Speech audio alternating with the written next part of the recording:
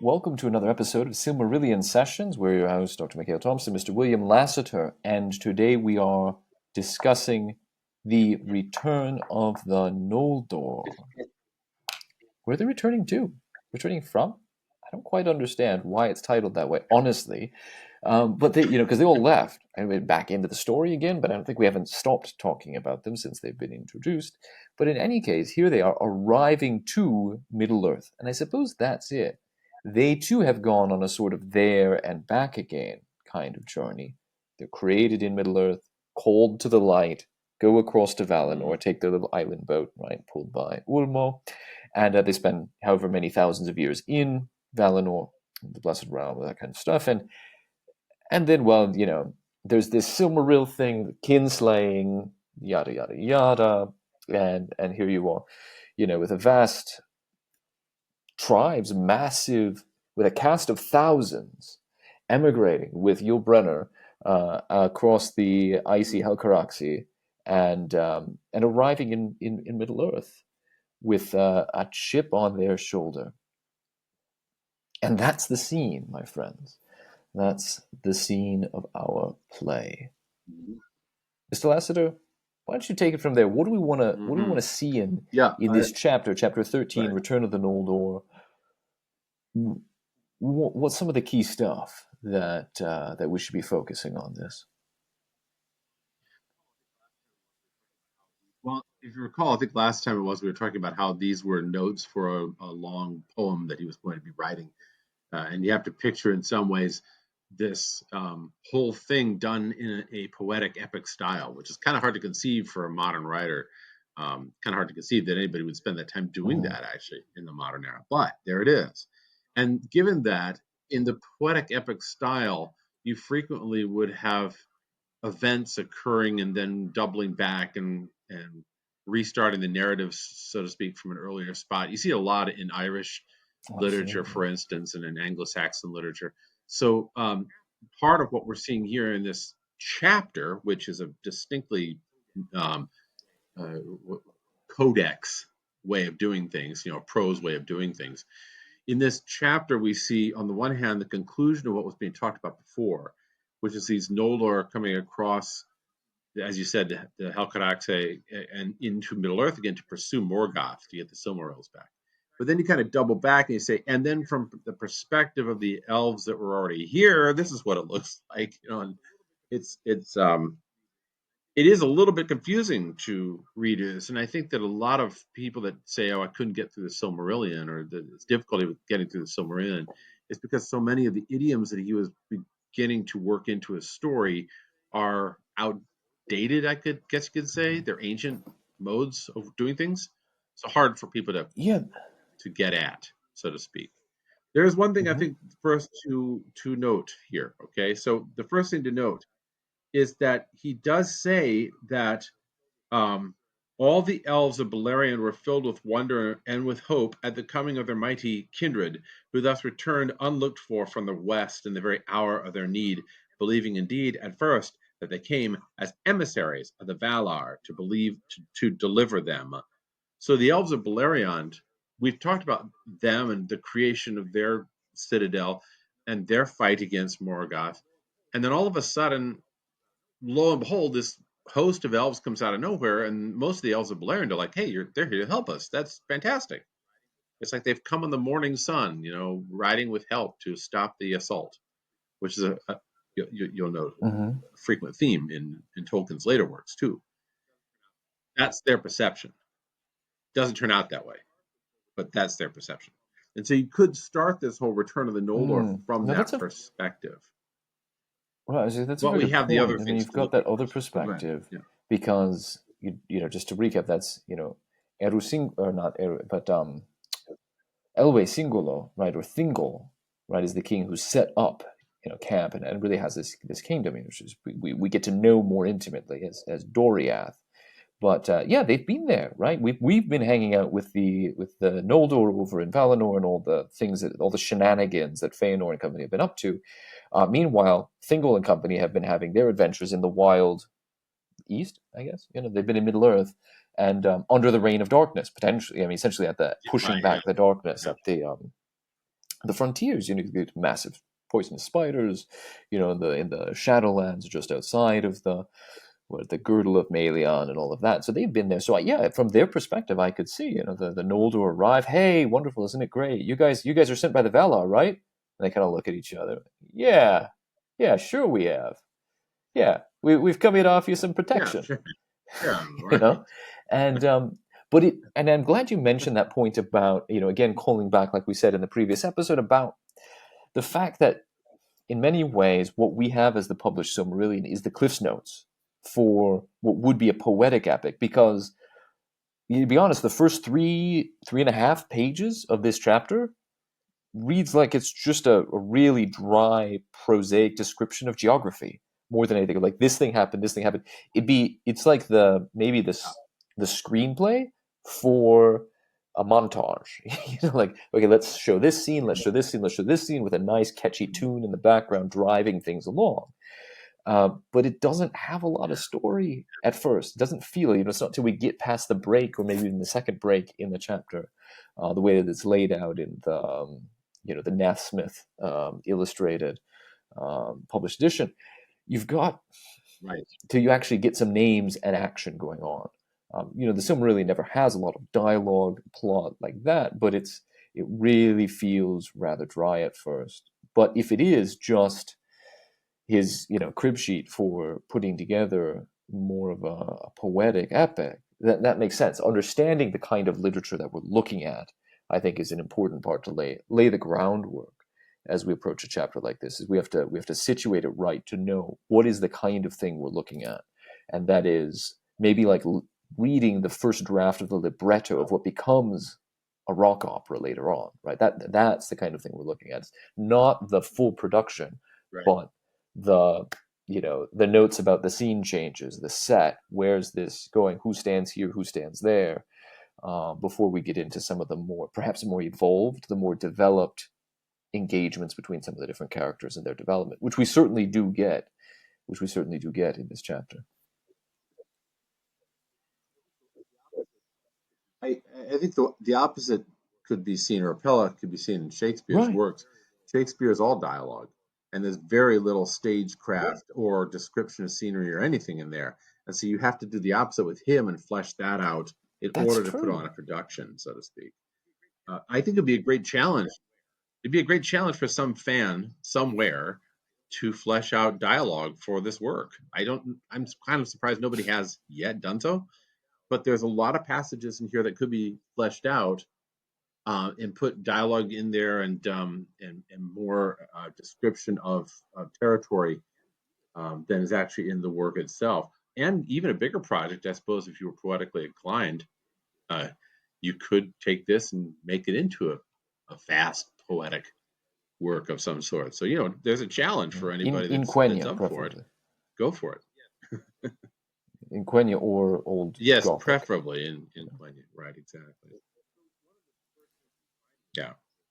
So one of the first things that we find in this chapter is what's called the Second Battle in the Wars of Beleriand, and that we're assuming that these are a series of battles in the Wars of Beleriand here. The first battle was what? Was that the actual elves that were already there fighting against Morgoth? Is that what when we talk about the Yeah, I'm not sure. first Where battle are in we the Wars of Beleriand? looking at? What do we want I'm to? guessing. I want to find my place here in the text too. Right, right, right here in the very beginning, and it says like third paragraph, where it talks about Okay. the wars of Beleriand. Under the cold stars, before the rising of the moon, the host of Fëanor went up the long firth of Drengis that pierced the echoing hills of Eredloman, and passed thus from the shores into the great Hmm. land of Hithlum. So, and they come across this long lake of Mithrim, Yeah. Silver Lake, Yep. Yeah. Mithrim, Myth is right? It's silver like in Mithril, I'm assuming. Elvish. Yeah, that's right. Yeah, so that would make sense, right? The host of Morgoth, aroused by the tumult of Lamoth and the light of the burning at Losgar, came through the passes of Arid Weathrin, the mountains of Shadow, and assailed Fëanor on a sudden. Before his camp was full wrought or put in defense. There on the grey fields of Mithrim was fought the second battle in the wars of Beleriand. So he gets attacked before he's able to move from line of march Hmm. to line of attack. Yeah, and that's So yeah, okay. So I just I'm always looking. back here and Okay. just found the entry here at the Tolkien Gateway, which I will share.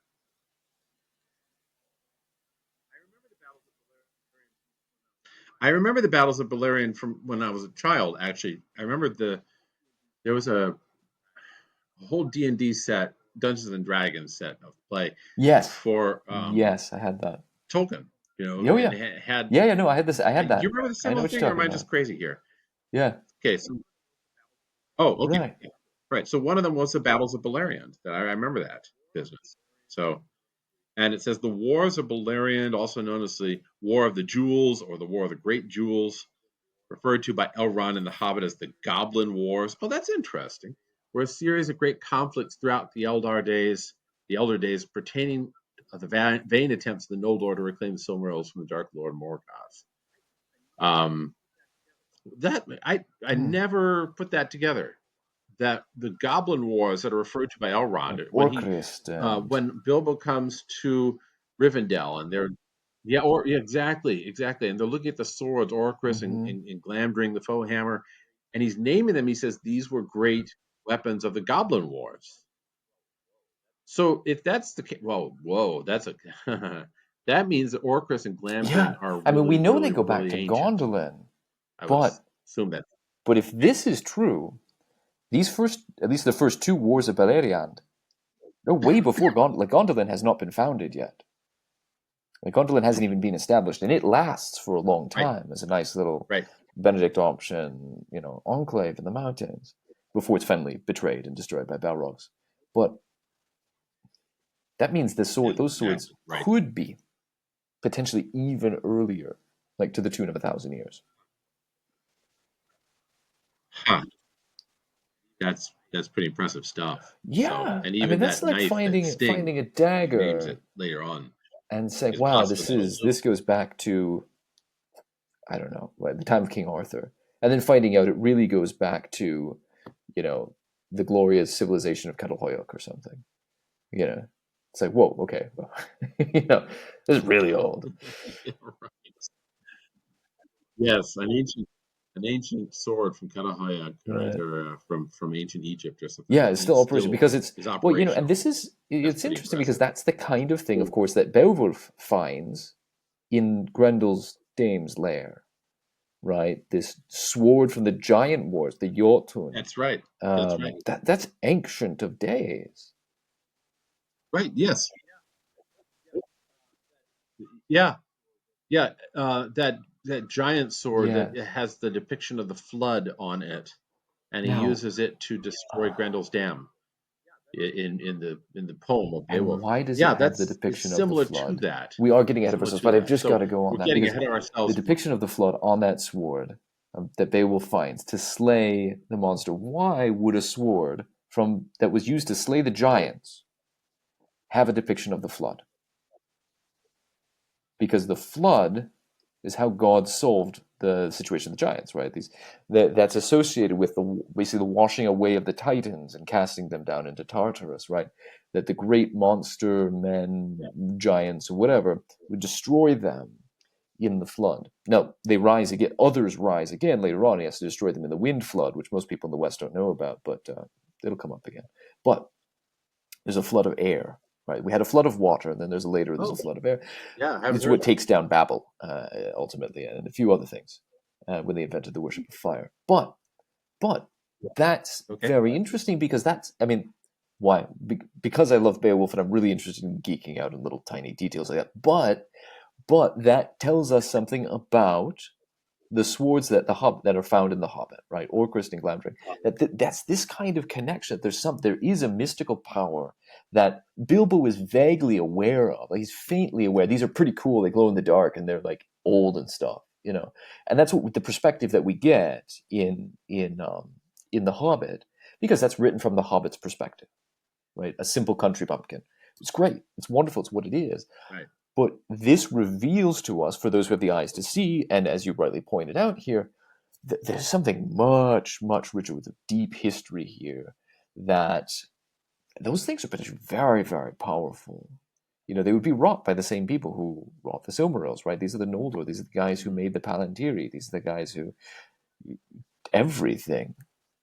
And this is pretty significant It's stuff, true. because they're not just fighting goblins, That's right? true. They're not even just fighting Second Lieutenant Sauron, right? He's just remember, he's a low-ranking officer at this point. We're talking about combating Morgoth. But that's who they're up against, and the orcs are just his pedoni, Morgoth, yeah. peon, footmen, right? They're just his footmen, Yeah. pawns. Yeah. That's the word. Yep. And really, we're dealing with, when we deal in the Hobbit and the Lord of the Rings, we're dealing with powers and forces that have been around for a long, Yeah, long time, like the swords that they find, for instance. And that again is Tolkien tying his own right. culture into That's very, exactly very right. ancient roots, which is another thing that I appreciate about him. I appreciate about his work because um, on a day-to-day basis, I don't think anybody takes into account on a day-to-day basis what we're dealing with words or even machinery, technology tools. We don't take into account the origins of these things, and so we think, oh, well, this is just made yesterday, or this word was just made yesterday. And really, the ancient Mm-hmm. quality of it is really, it's tremendous. And not only tremendous, but there are some things that are highly effective in the larger battle that we're supposed to be fighting that we kind of gloss over because it's not in the app, Right. so to It's speak. Athelas, who I didn't know So that had any virtue. um, okay, yeah, right, exactly. So with swords, I've always held that swords are, on the one hand, uh, they're what Charles Williams called a figura. They actually do have substance in the real world. They're a cutting tool, a weapon. They are forged by so and so at such and such a time, blah blah blah. But they also represent something. They represent a power or a force or a Mm-hmm. mental tool, a spiritual tool, so to speak. So, like you don't see Saint Michael the Archangel coming after Satan with an Uzi, Right. right? That would be completely off. The fact that he uses a spear or a sword is because those things Mm-hmm. represent something in the human consciousness. Not to totally psychologize this, but it represents something in the human consciousness. And so when you're dealing with a sword like Sting or Glamdring or Orcrist, you're dealing with something which is kind of akin to the use of a word or the use of a Mm-hmm. prayer or the use of a concept. It's like that. So when you use a word, or when you connect to a word, you're suddenly realizing, oh, that thing has a great deal of effectiveness in the struggle or power or um, work against whatever the thing is that we're trying to Mm-hmm. actually combat. Yeah, I I mean, don't know when if you that's making any sense what I'm saying there's here, but there's a um, deeper, dare I say, mystical quality to some of these things intrinsically in their own essence. And there is an ancientness that, like you said, that connects to something bigger and more real. And I think that's, like you were saying, that just to emphasize again the dimension of Tolkien's work is that this isn't just it's not merely fantasy in the way that the term fantasy came to evolve over the second half of the 20th century, like I don't know, Scions of Shannara series or right, something. This is purported to be the ancient history yeah, of our own land, of our own people. And if you're rooted, and Tolkien's big thing is trees, right? Is if you're deeply rooted in this history, in this ancient mythological prehistory that mythic time history that he's constructing, that he's composing here, um, and ultimately he intended to actually build the bridge to connect it to what we would consider ancient British history to today. Um, so you're rooted in something going potentially thousands and thousands, tens of thousands of years back, 20,000s of years back. yes, That puts a really different perspective on the year by year woes and things we get conniptions about today, because yes, no matter how bad, I mean, yes, this is a guy who firsthand lived through holding people dying in World War One, right? Like he lived through the worst of anything we've known in recorded human right, history and was there for it.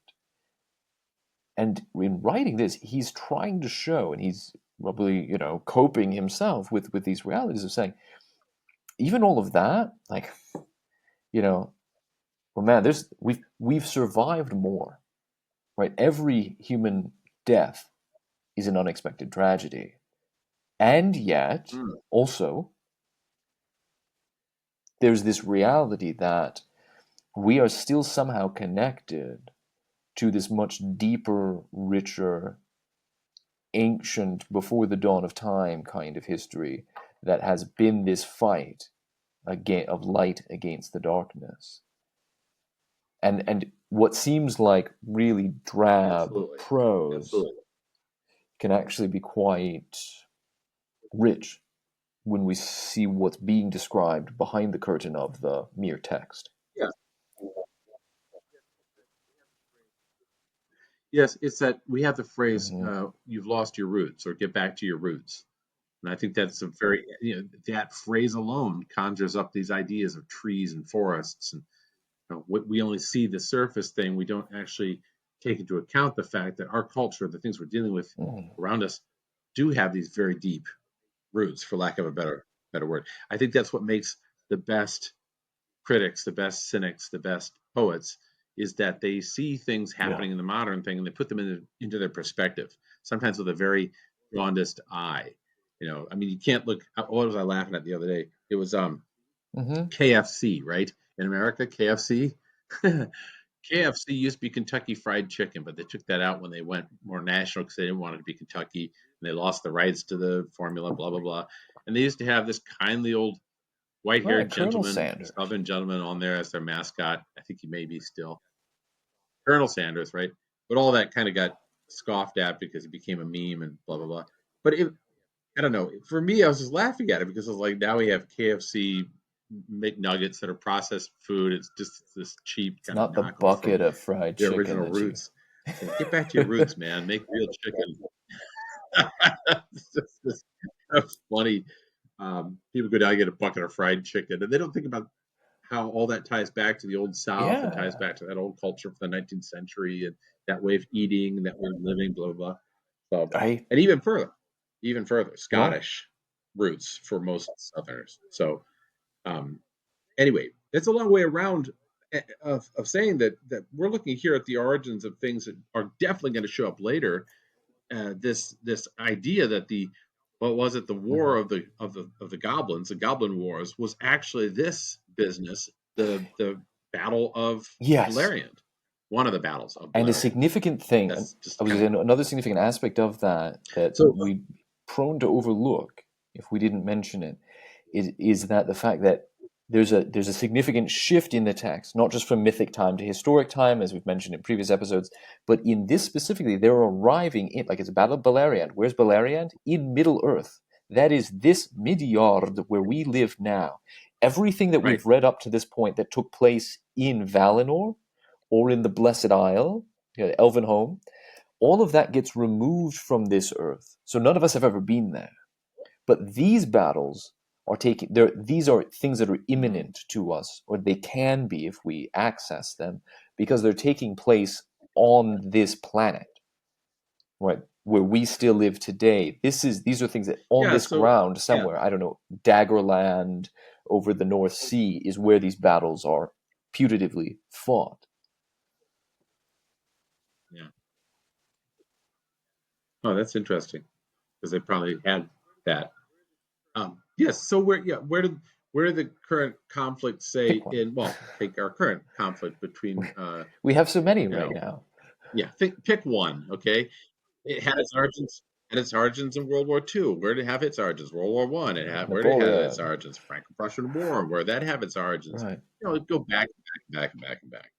And in some ways, this goes all the way back to, well, guess what? It had It's its goblins origins all in the an way down. off-world battle before goblins all the way down, right? So the first battle, it says here, the first battle was fought before the Noldor arrived, fought by the Sindar, Lyquendi, and the dwarves of the Blue Mountains. So it was this combined effort of dwarves and elves against Morgoth Mhm. in Middle Earth. Right. So the Noldor aren't even in that picture. And then the Noldor arrive, and it says, "This is the battle under the Because the stars moon of had not Dagordo and yet been Iliath. created. Like, this It's is a fought by battle the before the Noldor." moon. That's so cool. Like, when they say before Right. the rising of the moon, they don't just mean, like, you know, at 4 a.m., on a waxing, whatever, sun, like the moon hasn't risen today. Like, it's the first time, it hasn't Yeah. come. We don't know what a moon is. It's just the battle before the moon. Mm-hmm. Yeah. It's not even a thing. That's the battle under the stars fought by the Noldor following Feanor and his 7 sons. So Feanor comes to that territory, gets waylaid, and he gets attacked. And that's what we're looking at here in the text. And this is, he does go into some description of what happens in this battle. Okay. So just to bring the point around here, it says, the Noldor are outnumbered and taken at unawares, were yet swiftly victorious. Even though they were taken unawares, they're never like, it's like, you would attack us, and they drive the orcs in front of them. For the light of Aman was not yet dimmed in their eyes, and they were strong and swift and deadly in anger, and their swords were long and terrible. The orcs fled before them, and they were driven forth from Mithrim with great slaughter, and hunted over the mountains of shadow into the great plain of Ardgallan that lay northward of Dorthonion. I was wondering that too, because it says the orcs were defeated with great slaughter. How many times They're did like orcs get cockroaches, slaughtered before there were no or more orcs? flies, or mosquitoes. You I've always kill them wondered. all, they're still Yeah, I guess so. unnumbered I guess so. hordes. Well, I don't know. I mean, How does that happen? I don't get that.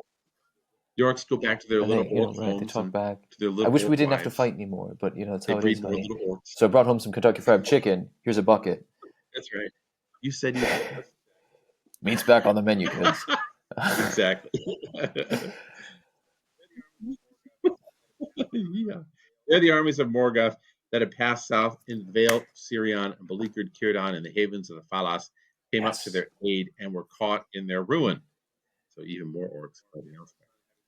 For Celegorm, Feanor's son, having news of them, waylaid them with a part of the elven host, and coming down upon them out of the hills near Eithel Sirion, drove them into the fen of Sedek.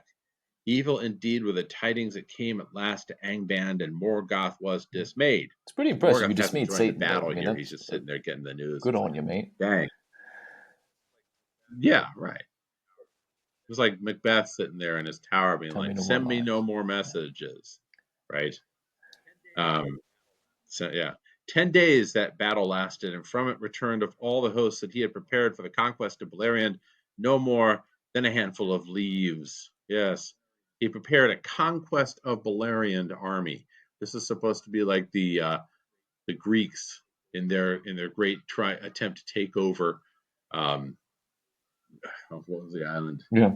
in the Peloponnesian War. They decided to take it over, and it doesn't work, and nobody comes back except for a few And that come back. So that's very interesting. So even in anyways, like this that, a dry, handful of prosaic leaves. text, which I'm just trying to picture this in poetic form, and I'm realizing that that paragraph must be like 4 pages of poetic text, at least.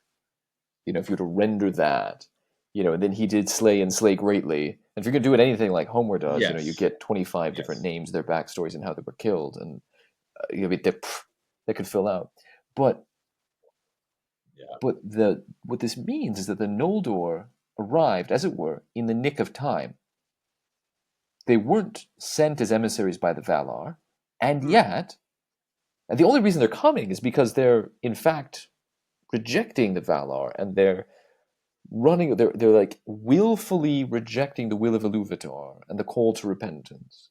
And they're coming with a chip on their shoulder, and they've just sworn this big oath, right, to slay, come hell or high water, anybody who gets in the way of claiming the Silmarils, and yet their purpose still fulfills the purpose, maybe the greater purposes of Iluvatar, in stopping what would have been the absolute destruction of the Sindar dwarves, any other living thing in Middle Earth, potentially even human yeah, beings, or their ape-like ancestors at this point, however we want to imagine them coming into being. And that could have been the end of history right there, but for the Noldor's right.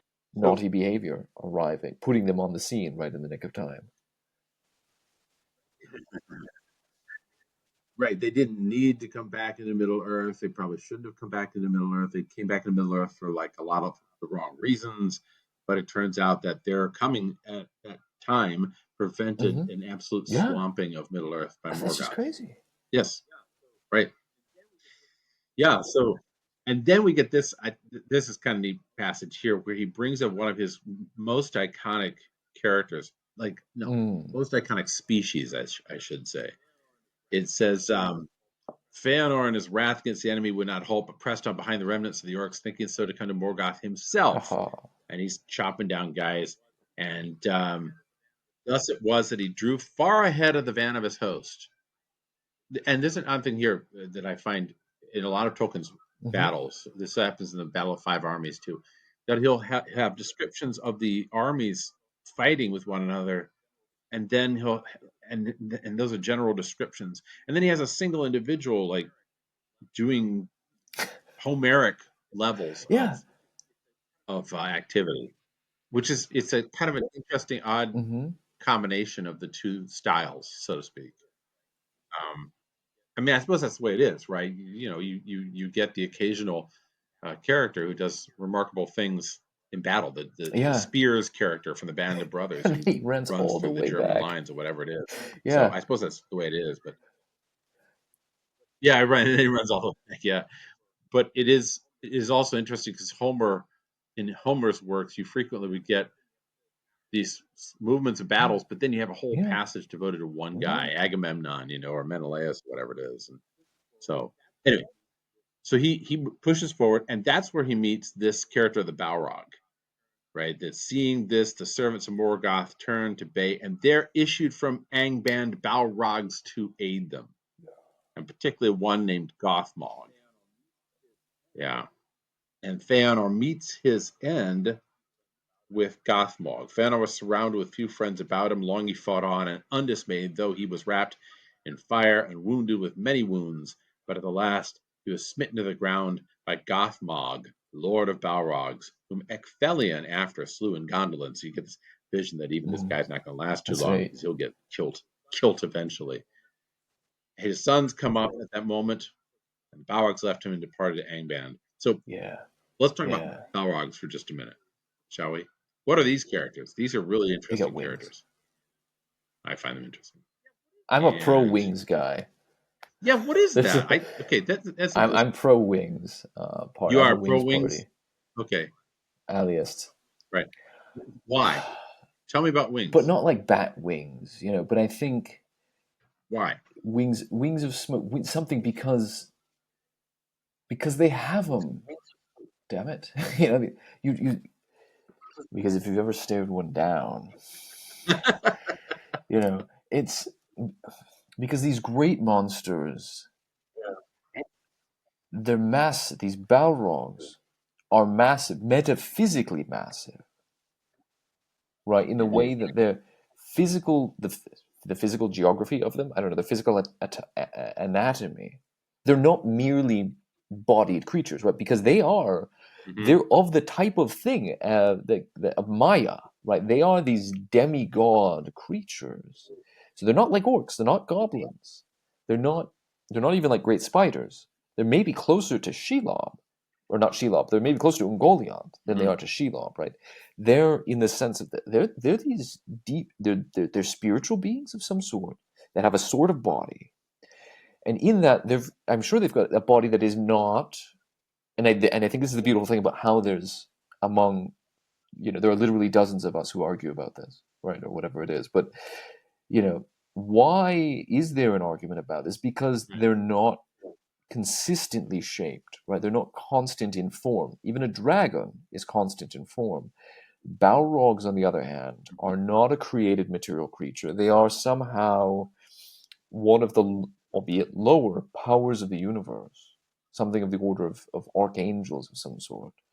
And just as we naturally depict angels with wings, or various gods with wings, right? And I'm thinking of angel god type things like the cherubim of the ancient Near East, right? Face of and the sphinx type creatures, face of a man, body of a lion, and wings, like you see in Assyria. I think they have wings because they're metaphysically vast, and wings don't just serve to fly, maybe even not primarily serve to fly so much as to envelop, right? So that they can be coming at you with arms to attack and to slay and to destroy, but their wings can wrap around and envelop you in darkness. And I think that to me speaks to the enveloping in darkness speaks to the reality. Yeah. And for that, I would say, yeah, that's what I would call wings. That's interesting. Well, I'm not pro. I am agnostic when it comes to this issue, so I don't really fall down into the camp. But it is interesting to me that they are described as they are described. Yeah, let's get a Let description. me move back here for just a sec. Do that. It says his conception of Balrogs changed over time, according to the Quackopedia article. In his early writing, they are numerous. A host of 1,000 is mentioned in the Quenta Silmarillion, while at the storming of Gondolin, Balrogs in the hundreds ride on the backs of the dragons. They are roughly of twice human size. That looks a lot more than twice human size in this picture, I gotta say. If that's Gandalf down there, that little dinky thing, that's easily 10 times. So whatever. They were fierce demons, rarely killed in battle, fierce demons associated with fire, armed with fiery whips of many thongs, claws like steel. And Morgoth delighted in using them to torture his captives. Well, that's an interesting thought that Morgoth would have used Balrogs to torture his captives, like using dogs or something. That's kind of intriguing. And you had mentioned they are Maiar, right? In later writings, they cease to be creatures. They're instead Maiar, lesser Ainur, like Gandalf or Sauron, spirits of fire whom Melkor had corrupted before the creation of the world. So Melkor corrupts him even before the creation of the world when he's first kicked out of the rest of the gods. The power of the Order of Gandalf's was necessary to destroy them. As Maiar, only the physical form of a Balrog could be destroyed, which is similar to what happens with the Nazgul in the later story. So only their physical form can be destroyed. Tolkien says to the Valar and the Maiar that they can change their shape at will and move unclad in the raiment of the world, meaning invisible and without form. Oh, this is an interesting thought here. Valar and Maiar, we kind of glossed over this when we were talking about them, can change their shape at will.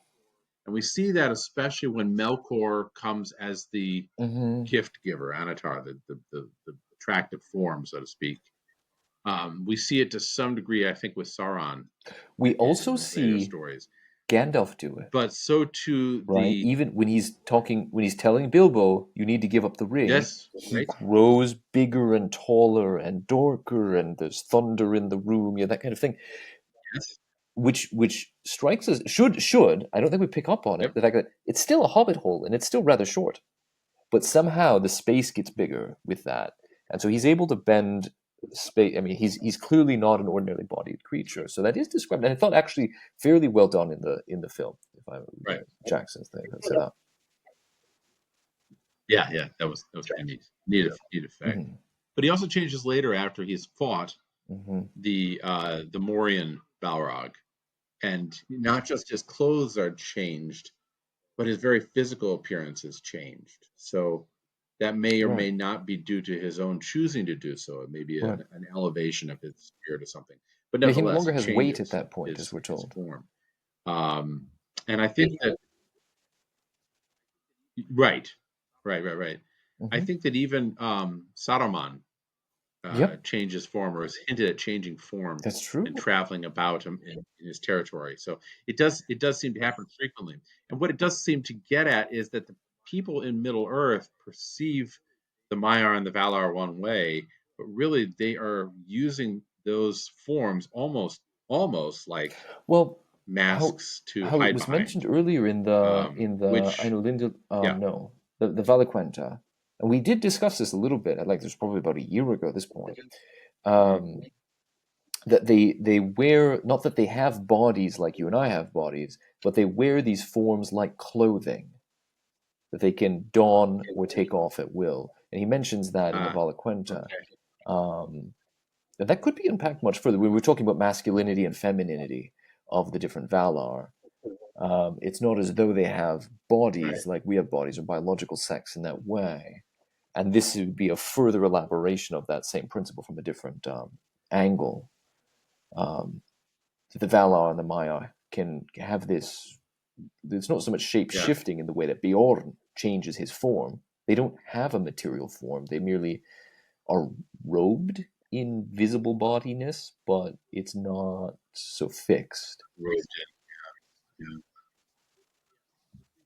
Right. Which brings up a lot of interesting thoughts, side thoughts. Like Saruman's Hmm. donning the rainbow robes Yeah. later on, which I found a really interesting image.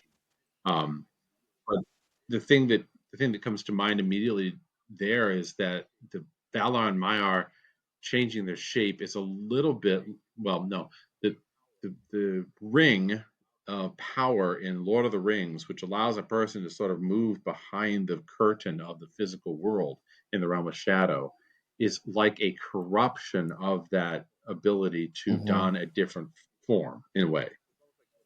It seems to me. So it's almost like when Sauron, and I know this is putting the cart before the horse here because we're only on chapter 13 of Silmarillion, so we aren't in Lord of the Rings yet. But when he creates that ring of power, Sauron is in a way putting into that ring a lot of his different powers, and one of them seems to be the ability to Hmm. shift or to don different forms in the physical world, or even just Right. to blank out from the physical world completely. Um, yeah, the article it says here that it seems that Morgoth, Sauron, and their associated Maiar could lose that ability. Morgoth, for example, is unable to heal his burns from the Silmarils or wounds from Fingolfin and the Eagle Thorondor, and Sauron lost his ability to assume a fair-seeming form after his physical body was destroyed in the downfall of Numenor. He doesn't. Tolkien Right. doesn't address this for Balrogs, as it says here, though in his later conception, as at the Bridge of Khazad-dûm, the Balrog appears like a great shadow, in the middle of which was a dark form of man shape, maybe yet greater. And here's where I'm getting Hmm. back to the conversation we were having here. In Lord of the Rings, the description is sufficiently Hmm. vague that there have been different interpretations. Bakshi made him like a That's right. lion-headed creature with big bat wings and kind of like cow legs or something. It was Yeah. weird. The Balrog Yeah. and yeah, yeah, there are pluses and minuses to that flick. In Yes. the other one, the Jackson one, he's just a complete. He looks like a dragon. I don't see much difference between the Hmm. Balrog and a dragon in that production. I mean, it's not that's not cool. It is cool, but it's not. I don't know. It's not Balroggy enough, if that can be used as a term. It's more dragon-ish than Balrog, and so I've yet to in my nothing has sufficiently satisfied my opinion of how these Hmm. creatures actually look. That description, like a great shadow in the middle of which was a dark form of man shape, maybe yet greater. And he says Right. further, surrounded by fire. Well, here's an What does interesting that look like? thing. What does If that he look like? spread his wing Um, and its wings, it says wings, clearly says wings. Lord of the Rings. Anyway, spread his wings from wall to wall. We were just when they enter into Khazad-dûm, and they enter into mhm, the great hall of Mazarbul. We're right. told that they cannot even see the ceiling. They cannot see the four corners. This hall is so massive as to be larger than a city fits inside of it. This thing is both two things come Yeah, out at that, like when we yeah, juxtapose that image of the hall is so vast, the ceiling and walls disappear into the darkness. They're so massively high that you could fit in, you could, I don't know, you could fit the Empire State Building in there without scraping the ceiling. You could fit a 747 to be sure. You could land one yeah, in there. yeah, yeah. But So you'd be huge. two things come out is one, Mhm. that Balrog's really, really big. And two, how do they know the walls, the wings spread from wall to Yeah. wall? Because you can't see the walls, you can't see the ceiling.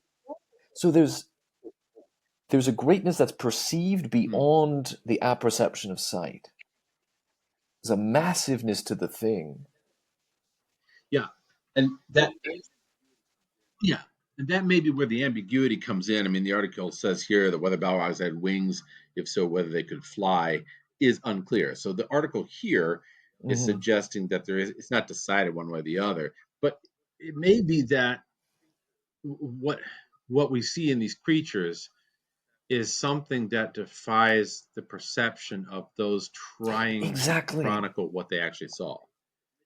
So, for instance, like, okay, let me take an outlandish example. Let's say, for instance, that alien spacecraft Mm-hmm. visited ancient Babylon, right? And the Babylonians tried to depict the ancient spacecraft. How would they describe, say, a saucer shaped piece of metal descending from the skies? How would they describe it? Because it's out of the ken of what that era was able to conceive. So they do the best they could. They would just say, rays of light coming from it, or it Mm-hmm. was like a heavenly disc, or whatever it was.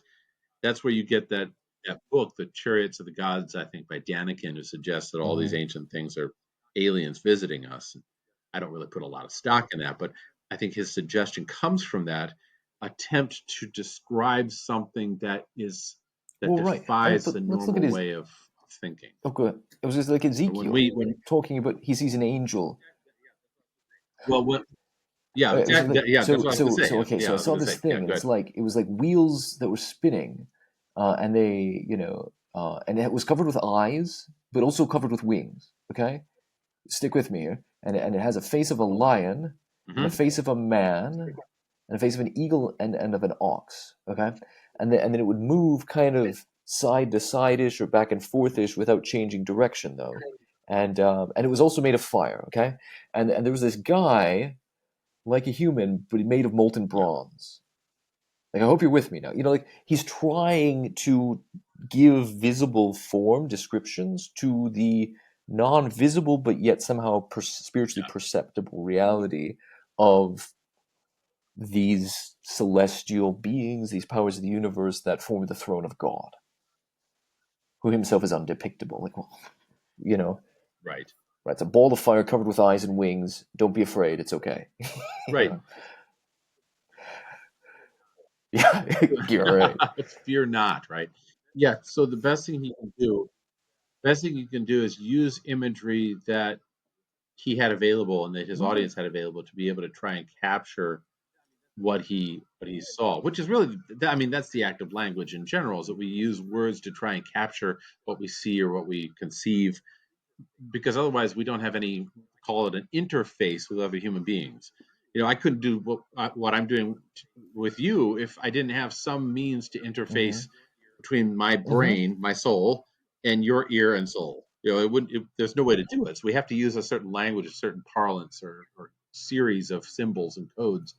And I think to some degree we can say we can excuse Tolkien's ambiguity here in that, when you see something like this, the best you could say is, I mean, yeah, it had the best wings. you can I think. don't Yeah, know but how the else best to thing you can describe say it. It is had fly, you wings. fools, fly.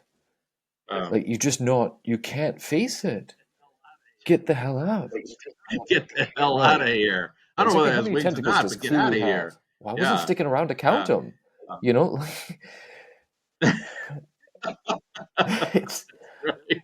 52. but Uh, there's one of my favorite depictions of the Balrog actually comes from Walt Disney, strangely enough. oh yes, From The Night on Bald Mountain from yeah, Fantasia. Remember that? Remember that?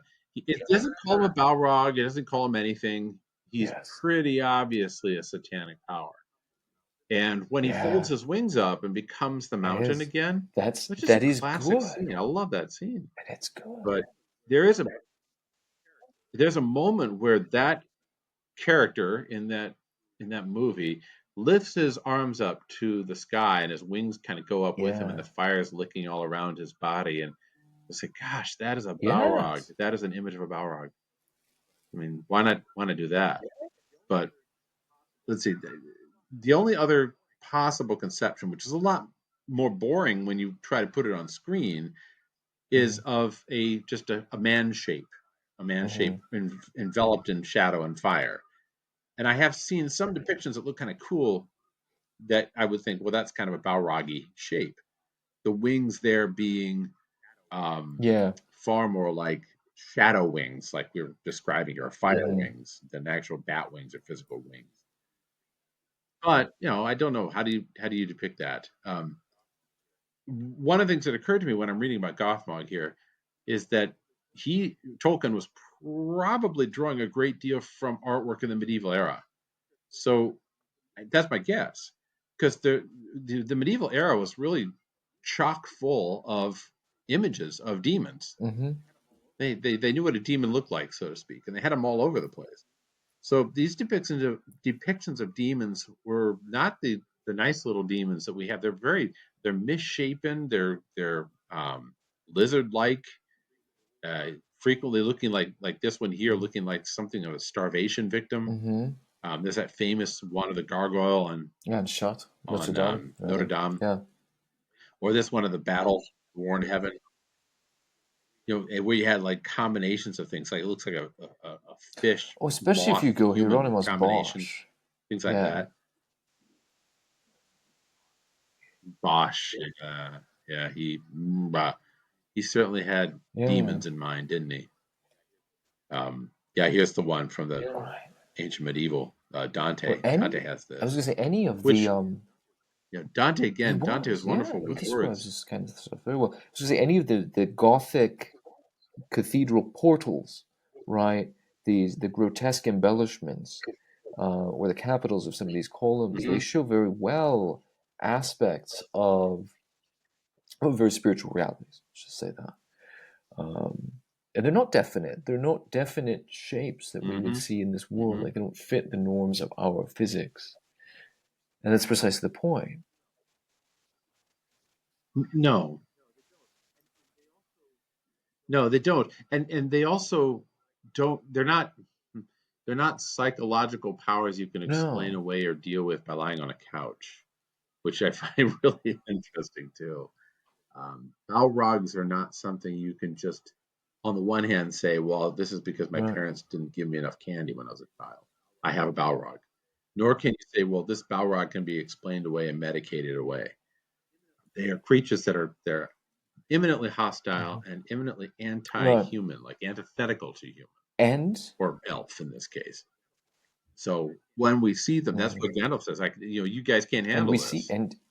and exactly, and Fly. in the Lord of the Rings, we discover that it can be slain, and there's a very deep cosmic light versus dark thing, and we're not even like it's vanquished, but it's only vanquished by Gandalf dying, and that serves a purpose within the Lord of the Rings.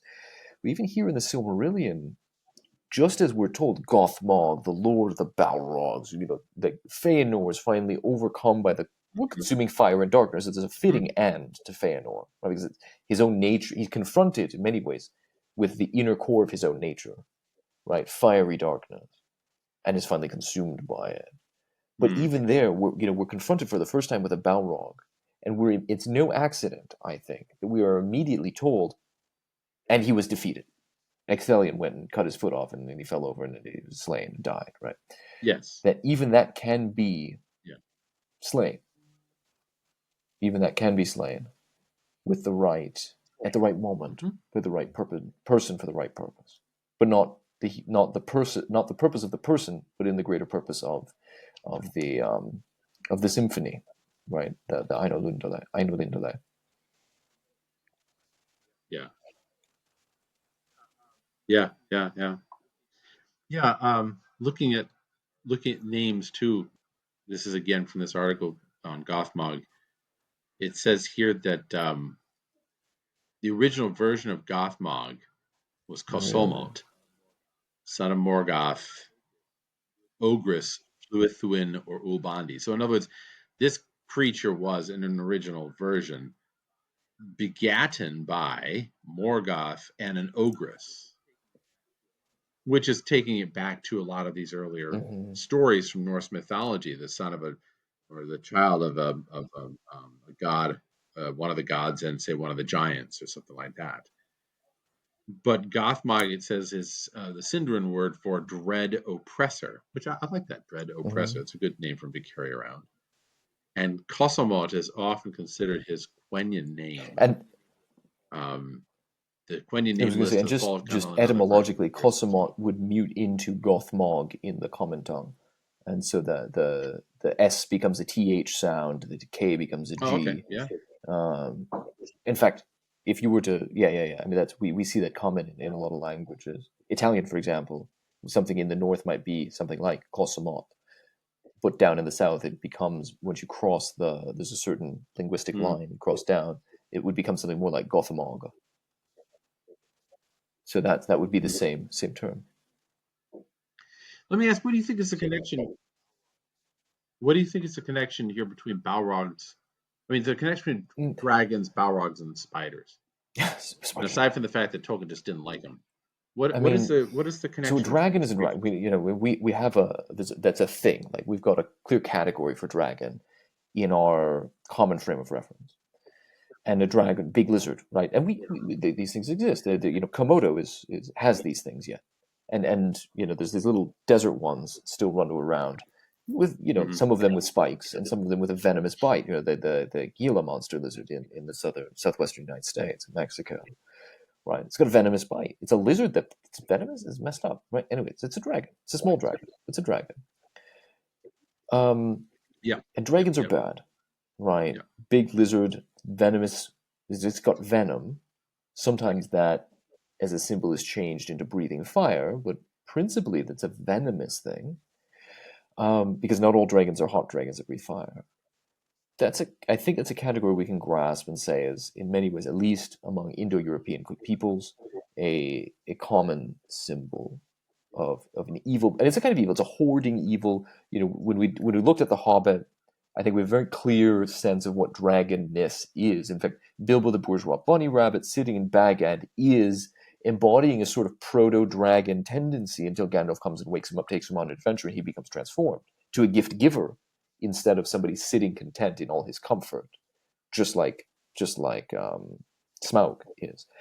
But Balrogs is a deeper, darker reality than just greed or lust or gluttony. Like we saw with Ungoliant, there's sort of this deep chthonic gluttony, Yeah. the chaos that just wants to consume and devour things until it eventually devours herself. A Balrog is a different kind of thing from a dragon. It's this darker shadow of reality. In some ways, I think and it's not psychologizing it away to say it's this confrontation with the dark self, self in the sense of like a deeper Atman and not just my inner self, right? But an exteriorization of dark shadow, right? And it's the word Balrog is connected. Like I don't know about Rog. Well, I mean, there's some things, but just philologically, Bal is an old Syriac Aramaic word for Lord, right? So you read the Bible, oh, there's Baal, this god that they used to worship. Well, yes and no. It's not a proper name. It just means Lord. Right? He was so bad they don't mention the name. It just means Lord, right? And so that's why even in modern Yiddish, you've got high rabbis called a particular rabbi within a sect of Ashkenazic Judaism is called the Baal Shem Tov, right? He's the Lord of the Great Name, right? Essentially, that's what it is, right? So it's Baal. It's an honorific, in a sort of way. It's title, great one, and so a Balrog carries with it the connotation, and this is important because why the Semitic connection, because at least Dwarvish language is very very highly Syriac Semitic in its structure and in its sounds. He never develops it in the way that they keep it secret. That's the idea of the dwarves. But we know the language they speak is like this Syriac Persian kind of feel to it, which is why I really really don't like when the film depictions of the dwarves give him this quasi pseudo like fake Scottish kind of low like Northlands kind of accents. Yes. That's not at all what he sounds like. It's not that. That's not how you would talk if you were a Dwarvish speaker learning English. No. Yeah, exactly. You're doing the wrong It's thing. appropriating And a wrong Jackson's thing culture. of the Hobbit with the dwarves that he gets them all wrong, 100% wrong. They're not. Yeah. Anyway, it's just they're not EastEnders. It's just not what it is. But Anyway, there it is. that's that. The Yeah. yeah. But that etymology is important because, of course, Tolkien is always aware of that, and everything he's Right. deriving from his vast knowledge of those words. I found this on Tolkien Gateway, which is kind of interesting to share here. Yeah. They said Balrog is Sindarin for demon of Yep. might, from the root Raug. Bal, Oh, power, sure. Rog, demon. The demonym Hmm. was Balgorath or Balrogath. In the earlier Noldor phrase, the language, the word Balrog is derived from Baal, Hmm. torment, and Raug, demon.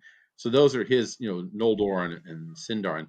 From primitive Elvish, um, Angwalarako.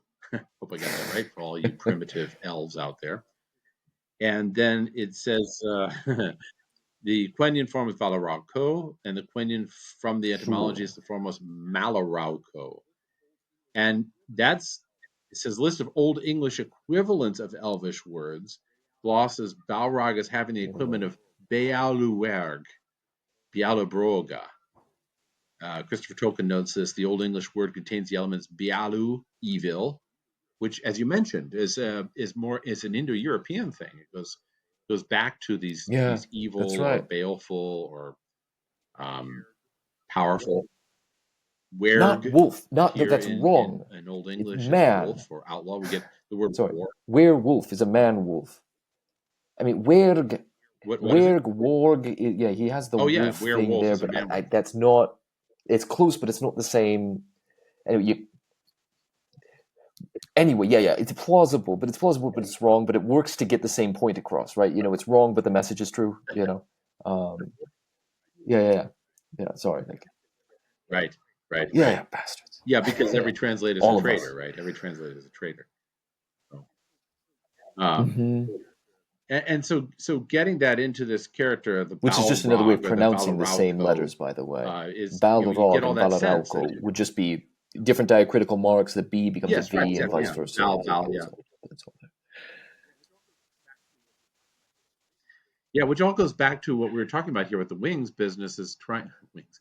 I was thinking of Paul McCartney, which is the issue with the wings is that we're trying to describe something and we can't say right. Oh, it's an evil lord of wolf terror No, fire thing. We can't say that. We have to. This is the name that we exactly. use. Is a single word. This Balrog or Balrog. Um, so, I mean, it's all, again, it's all just trying to capture the idea using the appropriate words, or if you will, so it's like it's trying to find the right suit for Exactly. the Because what is, Valar to wear at the but moment. it's not The just the made Valar of up. the Like, story. that's the thing. Is it's not, oh, that sounds cool in English, but it wouldn't work in other languages. No, Nah. because Balrog is deeply rooted Yeah. in our consciousness, and not only for Indo-Europeans, as I've indicated. Here they show you an Indo-European root, a Baelu, the word Baal, baleful, and all that, but also in Semitic Yeah. and ancient Near Eastern languages. Baal means Lord, powerful, Hmm. great, mighty, Yep. whatever. That this is deeply connected for much of Yeah. humanity across the globe, around this sphere that we're sitting on. Yeah. So it touches something deep inside of us, because then that's where And Balrog is connected to at a deep primal level. This notion, this idea, it dwells there down in the depths of our yes. experience as human beings, the great terror. Yeah. The Great Terror. Yeah. And we don't always know how far that goes back, but pretty much everybody alive can say, Yes, I've had at least a touch of that or a right. taste of that. It's been some at some point. Yeah.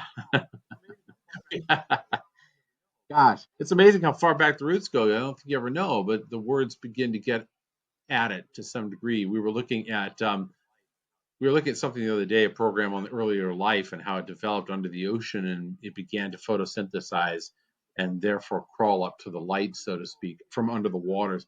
And I was like, okay, if evolution is true, they're telling us that you and I are very, very distant relations to that scum that formed around the pipes way Mm, back there in the Archean period of the Earth. I don't know, maybe, who knows? But if that's the case, how deep in us goes the desire to move upwards towards the light, like that great line out of Virgil's poem, right? To right. find the right staircase and move up to the light. How deep is it in us to associate movement towards the light with movement towards life and happiness and joy and freedom?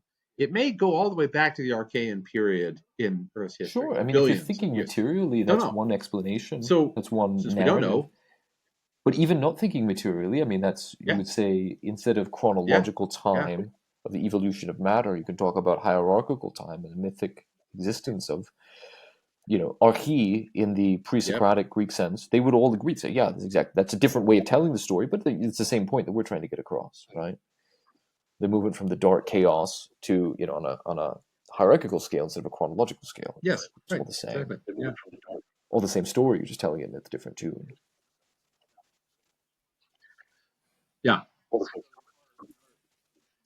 And so in the common consciousness, the Balrog, the spiders, the dragons, there is Yes. an interconnectivity between them all, and it has something to do with the poison or the Yeah, this is balefulness or the Yeah, terror of exactly. some That's kind. that's It's like exactly. another So the Balrog manifestation of is it. this manifestation of just dark power. The dragon is a covetous desire, maybe even comfort that sits on its throne. It's poison, and it can poison others. That poison can spread. A spider is also venomous, right? But it sneaks up on you unawares, Hmm. right? It sucks the life out. Yeah, yeah, yeah. Hmm. And it's appropriate, and this is the last thing perhaps for today, but it's appropriate that this is Hmm. what finally takes down Feanor, I think. It's Feanor who had all these high aspirations to do something beautiful and capture the light and control it, and descended until finally he has to confront, to some degree, I think you Right. could say, his doppelganger, his other self. This is the Balrog Gothmog is like Yeah. Feanor's doppelganger in a way. Does he kill Gothmog? No, but he gets defeated by Gothmog, and that kind of puts an end to his ramblings and Because he saw. ravings and chasing after Yeah. things. Let's do that. There's an interesting line here that I want to I dwell was on. just saying because. Go ahead.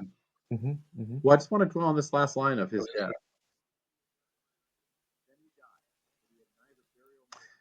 Then he died, but he had neither burial nor tomb, for so fiery was his spirit that as it sped, his body fell to ash and was borne away like smoke. And his likeness has never again appeared in Arda, neither has his spirit left the halls of Mandos. Thus ended the mightiest of the Noldor, of whose deeds came both their greatest renown and their most grievous woe. That's a really startling Yeah. death or demise scene. You know, um, huh. And even before that, said he cursed the name of Morgoth thrice, and laid it upon his sons to hold to their oath and to avenge their father. Uh, No. he can't let go of this Morgoth thing. It's like Right. And he goes. Frankenstein and the monster on the ice. Immolated, Ugolino and Ruggieri gnawing each other's Yeah, heads off. Yeah, yeah, he's immolated eventually by it. It's a sort of anger that is all consuming in him. One could talk about or debate whether there's at the end here he redemption, but I awaits. don't I don't see it. He waits in the halls of Mandos. He Feanor, I doesn't go think, to the dies in Blessed fire. Realm. His body, no, you can get your body back. We don't told about eternal torment. We're just not No, told about his fate again no. because this is an elf. This is elvish literature. They don't have a foresight of what that would bring, right? But that's very interesting that he fades away Yeah, in yeah. spirit and smoke and ash, like the dark stoic take on. If you read Marcus Aurelius when he's in his lower moments, right, all of this passes away Ah, like dust in the wind and ashes and yeah. fire, ashes and dust, and that's all it is. Mm. Um, Yeah, right. It's but he's consumed ashes with and his dust. Yeah. rage. It's Now I it want. two things came to Mhm, mind. mhm. Yeah, and two things came to mind when I was reading this.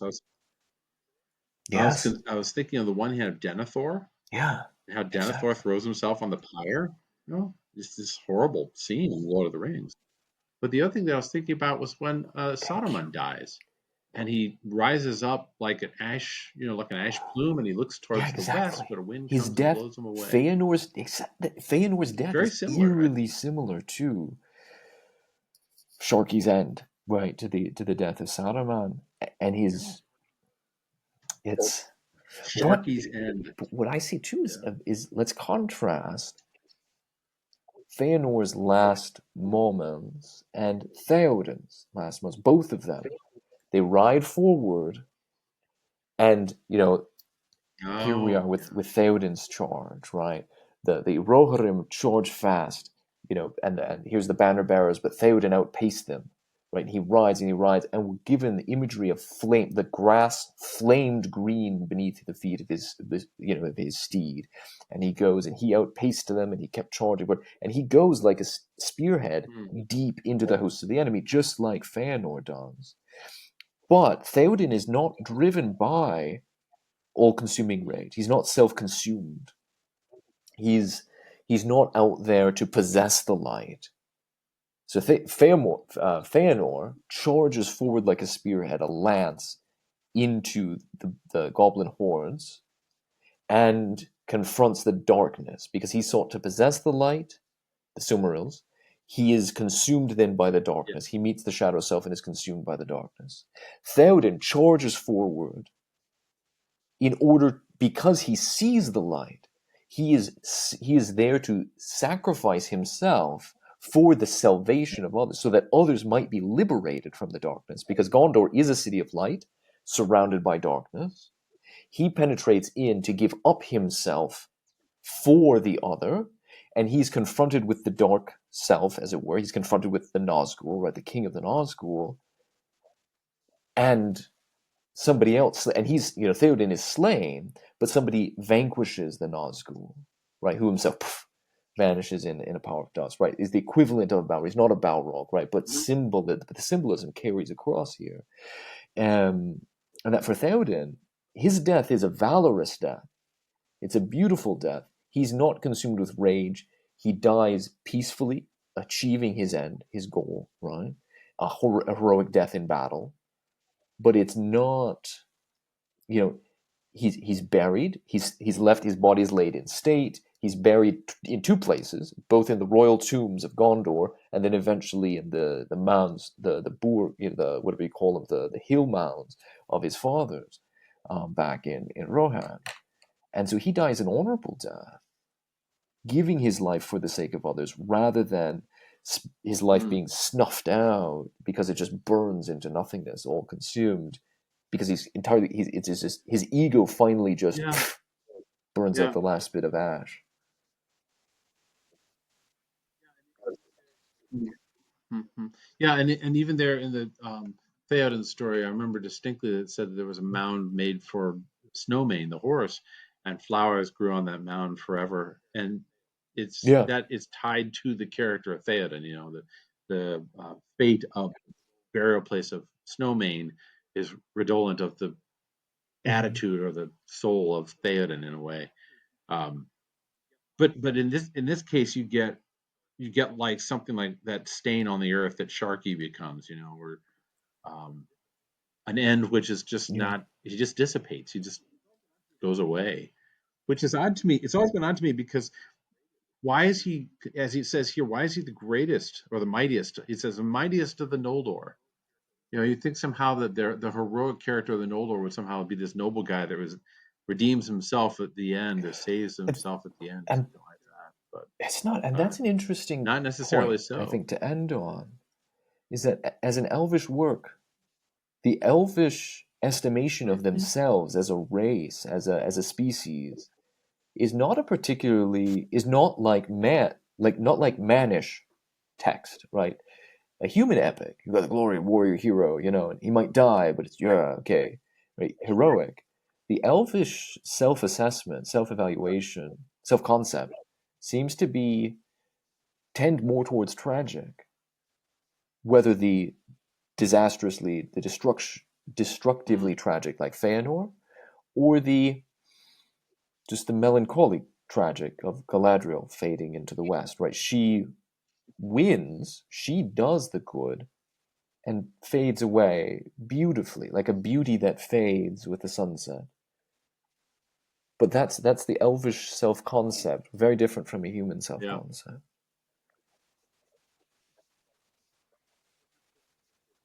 Yeah, and it's not just Yeah, because they've lived a long time and see a lot of stuff. yeah, It's also because it's almost like it's in yeah, their collective unconscious, like it's in their cultural thing. This is what we are. We're tragic and sad. Wow. Well, God love them. You know, in one ways, elves are to be greatly admired, and in other ways, you're like, thank, thank Elohim, I am not an elf. Right? Oh yeah. Okay. Yeah. No, that's good. It's a good place to end. So Thank you, we sir. will end there, and I thank you very much. So it's been a good discussion again. So farewell, wherever you May the fare wind to under your your Harry's wings and bear Savior, you your where the journey's sun end. sails and the moon walks.